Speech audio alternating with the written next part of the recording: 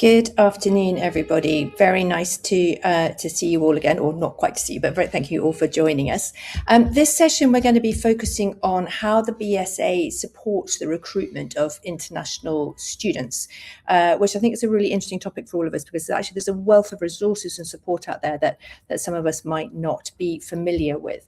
We're really lucky to be joined by Dave Walker, who is the Executive Director of Boarding and Education at the BSA Group. And Dave has an extensive experience in the boarding education, both in the UK and internationally. He's also had senior leadership experience. So I guess it's not really surprising that he's one of the kind of key UK voices on boarding quality, pastoral framework, staff training, and international boarding standards. So Dave, I think your expertise lies very much in that UK boarding school partnerships, the agent guardian schemes, pastoral due diligence for families, and I think you also do boarding strategy for schools expanding internationally. So very wide portfolio. But what we really want to kind of connect with today is about this, how you support the recruitment of international students and how that pertains to kind of us as agents. So can we start the session today, just for those of us who are not kind of super familiar with the BSA, about what it is that the BSA is and why it's a really important part of for agents understanding the British education landscape? Yeah, thank you, Fiona, for that lovely introduction. And it's lovely to be back chatting to you and to all the people in our audience today. So yeah, I'm really pleased to have this opportunity to say a little bit about the BSA, particularly now because it's our 60th anniversary year. So it's our birthday coming up at our conference, and I mean that basically the story of how that came about is the story of the BSA. Really, we a group of boarding school heads got together and said they wanted a sort of umbrella organisation to help represent them, to help with their training, to help connect them together. So that's how the BSA was born. And for many years, we were the Boarding Schools Association, and just effectively, as I say, represented the schools. And in more recent times, we've expanded a little to become the BSA Group. I'm just going to move on to this slide, which sort of tries to explain a little bit about that. So the BSA is still front and center of who we are, but we're actually now a group of membership associations. SACPA, top right in that slide, looks after the safeguarding world, and we can obviously tap into these because we're all one group. So, for example, when we do our safeguarding training, that's often delivered by my colleagues in SACPA who will do that. So we've got the real expertise across the breadth of different areas, as bottom left, health and education. We've got a new one recently started called ILA, the Inclusion and Equity Leadership Association. And these are associations that can actually have members from all different backgrounds. So they're not just school members in these. In fact, SACPA, more than half the members are not actually schools.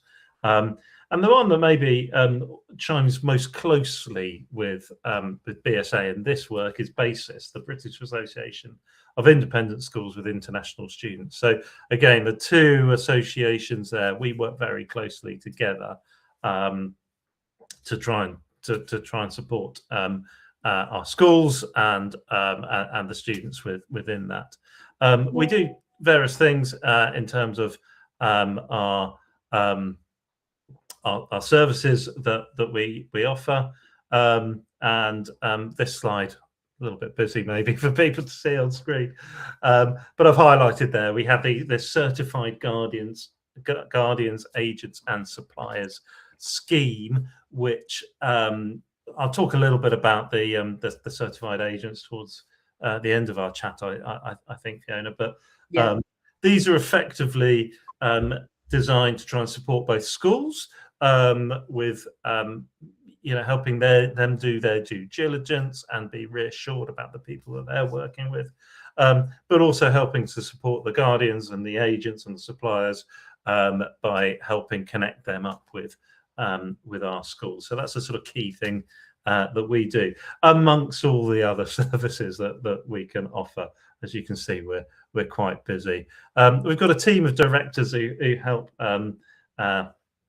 support this. Actually, on this, some very lovely news. Beth has just gone off on maternity leave, so I'm covering BASIS at the moment on that, and we have a chap called James Greenham covering HIDA. So effectively, I think from a perspective of people listening to today, probably I'm the key person to help sort of when people come to us, and then I've got colleagues who help support me in delivering all the services that we can offer. That's great. I mean, actually, we had Kate on earlier on, whose picture I can see there, who's heading up the legal, who was really, really helpful on the kind of due diligence and kind of checking. We had a good session on that this morning. But I think it's really helpful for us to all understand the kind of just the sheer depth and breadth of what the BSA offers, and the different services that we can all tap into as agents, and that expertise and the guidance that we can reach out for. So thank you so much for that insight. And I think it's really helpful to kind of contextualize that within kind of that sort of agency need and kind of framework. So you obviously work with across the board in terms of the kind of recruitment of international students. But I think what would be really helpful for us right now is if you could just give us a bit of an update on international boarding students and perhaps some of the trends that you're seeing, so you can kind of set the market out for us as agents, so we can sort of see how that relates to us in our different fields. Yeah, no, and just following on from your comments there, it's great that Kate was able to speak earlier, and it just shows, doesn't it, that this whole landscape of how schools and boarding works now is so complex. No one person can do it, and actually, it's just brilliant to have experts like Kate involved. So, but yeah, just to move on to your question.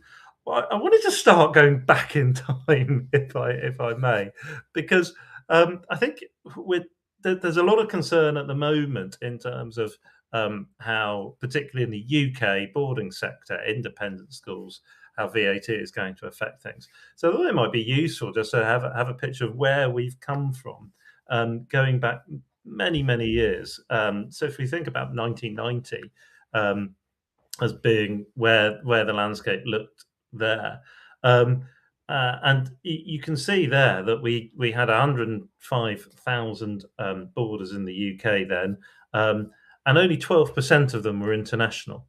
So it was a fairly UK based, lots of full boarding there, and then if there's talk of it being a challenging time now, actually the big shift that we saw in the UK boarding sector happened between 1990 and the year 2000, where we did see that that significant drop in boarding numbers, particularly from the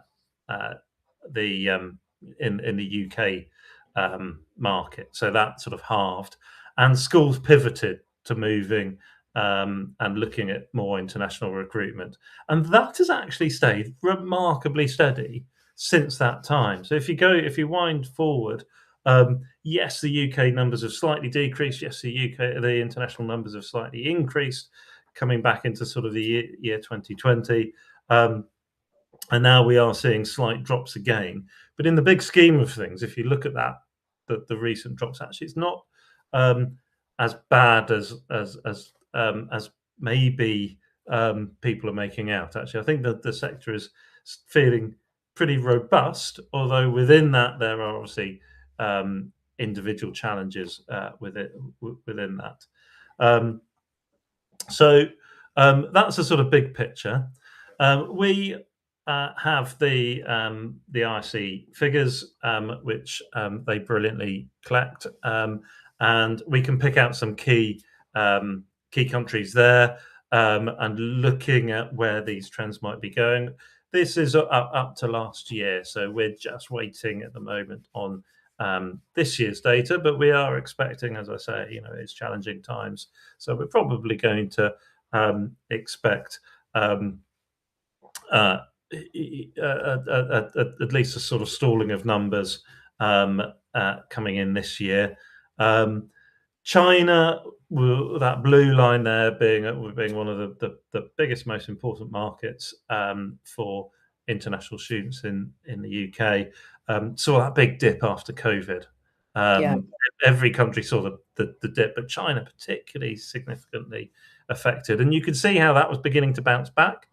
And that if you also look at how it had changed from 2012 through to 2020, that was on an upward trajectory. So if that line hadn't been interrupted by COVID, that is likely to have hit maybe 9 or 10,000 students, whereas now we're down at 6,000. Now, obviously, the challenge financially will cause that to sort of tail off. But I think that's a market where there's still potential growth for schools. Hong Kong, as we know, as well documented in terms of that market heading down. So we'd probably expect that to head down and settle a little bit lower than where that is. And we've got some emerging markets as well, with Japan coming up, in the Middle East. We're probably still seeing potential for growth there, albeit from a much smaller base. We see a lot of interest still from Germany and Spain, and I think those will be quite robust markets coming through, because they tend to be slightly more short term. These numbers obviously only reflect people who are boarding on a specific census night as well, so it doesn't pull in all the numbers. So Germany and Spain, actually, there's more boarders coming across at some point in the year than are reflected in these numbers. For short-term boarding experiences. Yeah, exactly. So those, if they will be missed if they weren't here when the census was taken. We've also got some indications from visa issuance numbers, and again showing how even in 2023, with the prospect of VAT coming in, we were seeing high visa issuance figures coming in. We did see that slight decrease last year, and the back end of 2024. We're waiting for the latest ones to be published there. And so again, thinking about visa issuance, we can have a look at different countries and where the visas were issued there, and it's a similar pattern, which indicates that things are those lines, because this is a sort of early indications. If you think about where the people are coming in, that's the snapshot of them coming in. So again, China being dominant there. And the next slide, which I think is interesting, trying to pick out where emerging countries are coming from. So you can see Turkey, that yellow line there, which I think is really interesting, seeing how that line has been growing year on year, effectively since COVID, and is now beginning to overtake some of the more established markets there, and Nigeria perhaps going the other way as well. Yeah, that's so interesting. So what will be your sort of overall conclusions, David? I mean, I think, as you said at the beginning, I think what it does demonstrate is the kind of resilience of the British kind of boarding system, that, although there's been a significant drop, it's actually then kind of plateaued out and pretty much stayed the same. Although obviously we'll come on to VAT in a moment, but there has been that shock. What would be your kind of summary of the trends? Yeah, I think in terms of summary, I think, as I say, I suspect we will see potential growth, maybe not this year, but maybe in future years from China. I think we've seen that pattern where that has come down and could bounce back up. I think we will see those emerging nations. I think schools, particularly, and agents working with schools, just need to be really agile in terms of where they're going. I think the pattern and trend, the big picture, is you can't just rely on a steady stream coming from one place doing the same thing that you've already been doing. I think it feels to me that we're in a market where there's so much change. We just need to be as agile as we can be, as we've seen from schools as well, and how they've been changing their entire business models. We need to be looking at what we're doing, but the fundamental core product of UK boarding schools is still really appealing, and is still the absolute gold standard. So I think we should be confident in that. But at the same time, there's going to be schools and areas that are finding this tough at the moment. Yeah, I think there's two things I'd love to kind of draw out there. Is having been a governor of various schools in the UK, I remember kind of going back sort of 10, 15 years ago, schools go like, oh, we don't want to go over 15% international. That's going to be kind of, and now you talk to schools and they're very happy to be sort of 20%, 25%, which coming from an international background where I'm sitting now, I find very encouraging, because, that is the world that we kind of live in. But also doing a sort of survey with schools recently, I was really struck by their diversification into new markets and the kind of areas that they're looking at. They're really interested in Japan. Obviously, the European markets are strong for them, both for sort of short-term and then conversion to long-term building.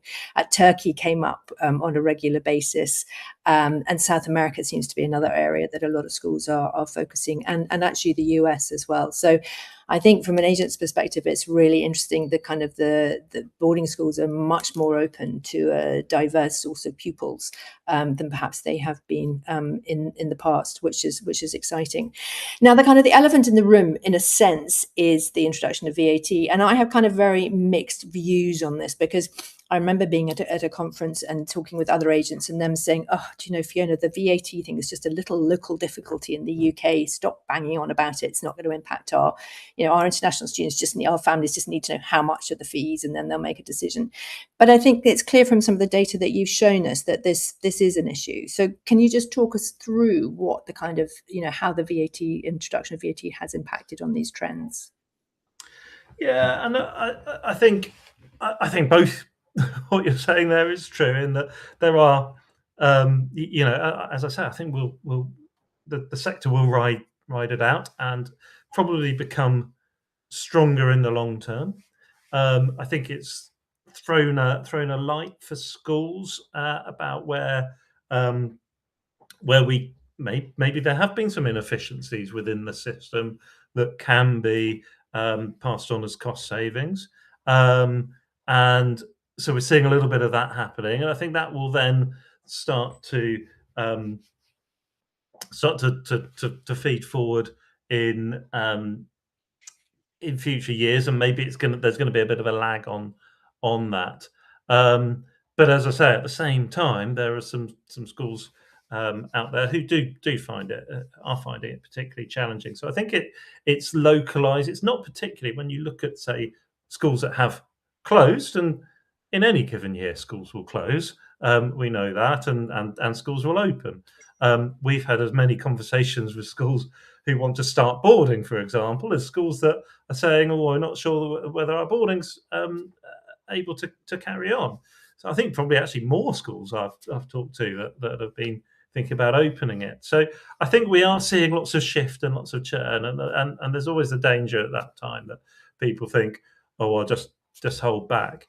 But I think when I go into schools on a which I do weekly, um, what I see is the same brilliant package. I see boarders with huge smiles on their faces, having the best time, brilliant education. And actually, it's interesting that global picture. And as you say, I remember those times when schools would go, "Oh yeah, I'm not sure we wanted." We may be thinking about sort of limiting our international students.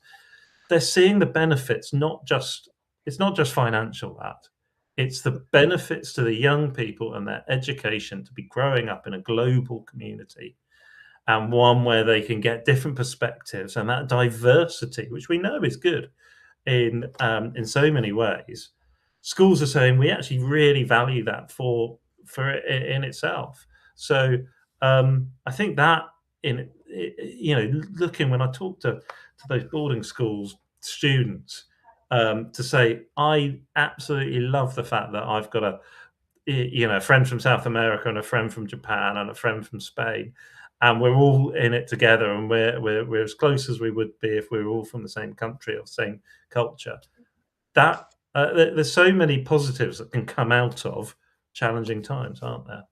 And one of the things that I've noticed too, actually, with the international families that I've worked with, is that whereas in the past they were very keen to be in a school where there weren't very many other international students, particularly from their country, what I'm seeing now is a kind of, will there be other children like mine there? So I think that's also been an interesting shift in the kind of, the kind of market for parents. I don't know what other agents and consultants are finding about that, but I think that's quite interesting. Now, I know you have some more sort of stats for us, Dave, but I'm also really conscious we're kind of running out of time.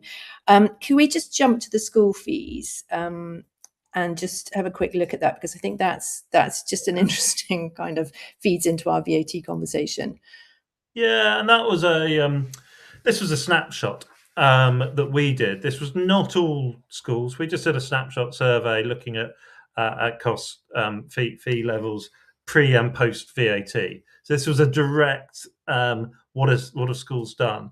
And actually, it's interesting, isn't it? There were a proportion that did pass on the whole proportion, but actually, it's really interesting to see how many schools actually were immediately able to do something there to help support parents and not pass on the whole amount. I mean, I find it very curious that schools didn't pass on 13% or 11%. Why some of these numbers came out low? Maybe unlucky considered 13, isn't it sometimes? But and I do genuinely think that what we're seeing is they were able to do some short-term things as schools, to make sure that they were trying to maybe tap into reserves or whatever schools did to be able to help reduce a little bit. But I also think there's going to be long-term things. There's things that you take years to come through, that actually will enable savings to be passed on in the medium to longer term. And I think Yeah. schools are doing that now, and they've been doing it for a couple of years, anticipating VAT.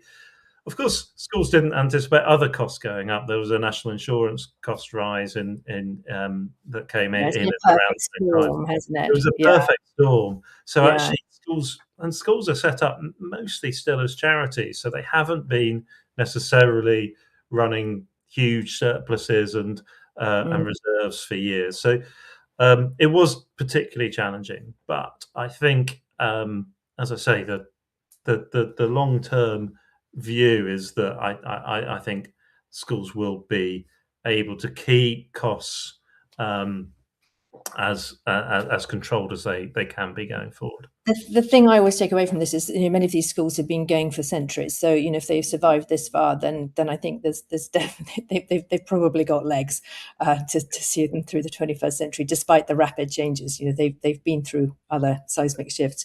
So, Catherine's asked a good question about, how can the BSA help some boarding schools to understand how to use effective consultant-agent relationships better?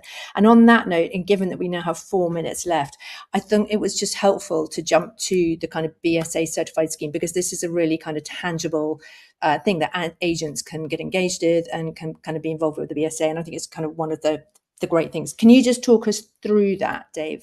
And that thank you, Fiona. It's exactly that. It's a scheme which is growing actually and developing, and each year we're doing more like this sort of event, like the in-person events that we're planning to put on, and it involves us helping schools. So we do due diligence, and therefore reassure schools about that professional quality. Which very much ties back into our conversation earlier on with Kate and Nick. So so that due diligence. So if we've come through you, we're kind of deemed to be sort of, okay. And that, I think, is reassuring to schools. It helps keep costs down generally, because you otherwise schools would all be doing that sort of work individually.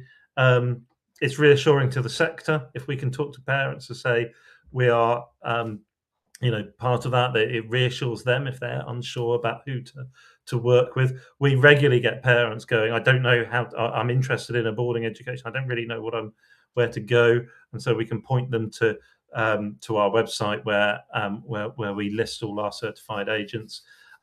You therefore get a certificate at the end of that, and can use our BSA certified agent logo, free listing on our website. We do introductions in our newsletters as well, so we make our schools aware of all our BSA certified agents, and we can then tap in as well to our training scheme. So we have some training sessions which BSA often will run in conjunction with Basis, and we put them on specifically for agents. But there's also a whole load of other training that we do for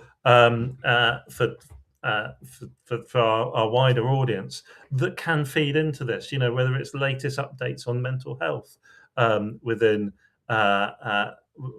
young people, or some things like that, or safeguarding, whatever it might be.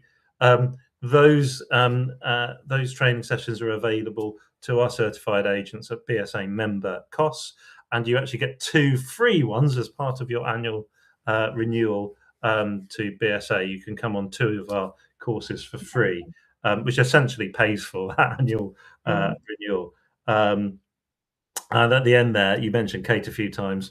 There's some time allocated for free advice to our legal advice line as well.